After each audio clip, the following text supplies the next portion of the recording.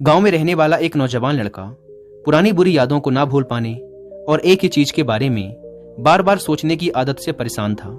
अगर उसे कोई कुछ कह देता या फिर उसके साथ कुछ थोड़ा सा भी गलत हो जाता तो वो बस उसी एक घटना के बारे में पूरे दिन सोचता रहता।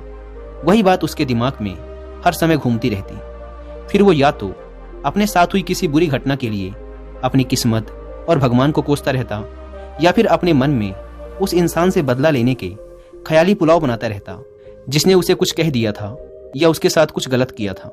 अपनी इस ज्यादा सोचने की आदत की वजह से ना तो लोगों के साथ उसके अच्छे रिश्ते थे और ना ही वह किसी काम को अच्छे से कर पाता था।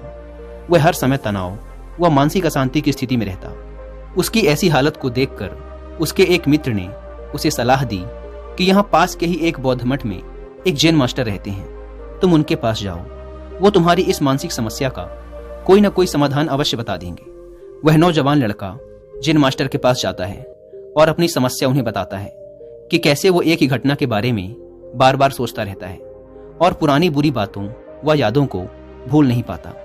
लड़के की समस्या सुनने के बाद जैन मास्टर वहां से उठकर मठ के अंदर चले जाते हैं। जैन मास्टर का बिना कुछ उत्तर दिए यूं उठकर चले जाना लड़के को कुछ अजीब सा लगता है, लेकिन वो फिर भी वहीं बैठा रहता है।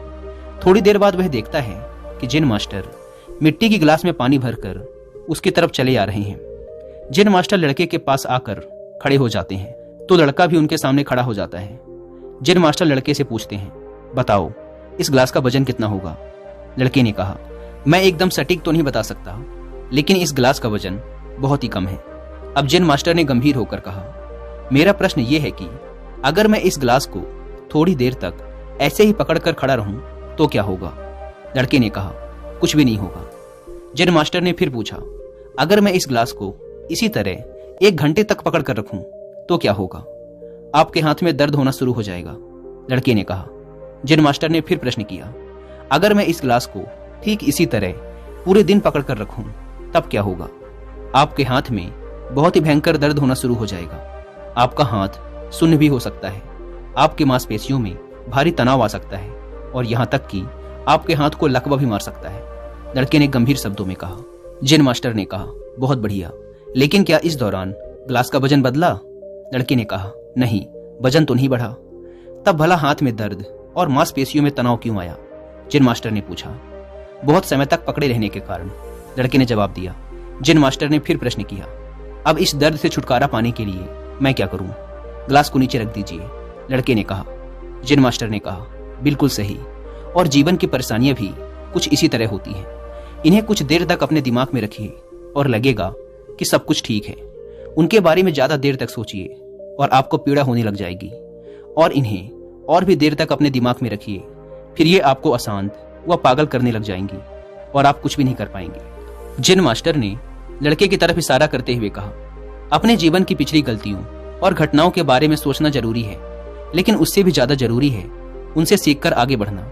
अगर तुम एक ही बात को पकड़कर बैठे रहते हो तो ठीक उस गिलास की तरह यह भी तुम्हारे जीवन में दर्द पैदा कर देगा। अगर तुम आज अपने अतीत को लेकर बैठे रहते हो तो ये आज भी तुम्हारे हाथ से निकल जाएगा और फिर तुम भविष्य में इसके लिए पश्चाताप करोगे। तुम अपने अतीत के लिए जैसा इंसान बनना चाहते हो या फिर जिन गलतियों के लिए पश्चाताप कर रहे हो तो तुम आज से ही वैसा इंसान बनने का प्रयास करो और कोशिश करो कि आज तुम वैसी गलतियां ना करो जिसके लिए तुम्हें भविष्य में पछताना पड़े। इसलिए चिंता करना बंद करो और अपने आज के कर्मों पर ध्यान दो, क्योंकि चिंता व्यक्ति को उसकी चिता तक ले जाती है। दोस्तों, चिंता करने की आदत को छोड़कर एक खुशहाल जीवन कैसे जिया जाए, इस पर विश्व प्रसिद्ध लेखक डेल कार्नेगी ने एक बहुत ही अच्छी किताब लिखी है जिसका नाम है how to stop worrying and start living, यानी चिंता छोड़ो सुख से जियो। अब तक 10 मिलियन से ज्यादा लोग इस किताब को पढ़ चुके हैं, और अगर आपके पास इसे पढ़ने का टाइम नहीं है तो आप हिंदी में इस पूरी किताब को सुन भी सकते हैं कुक एफएम ऐप पर।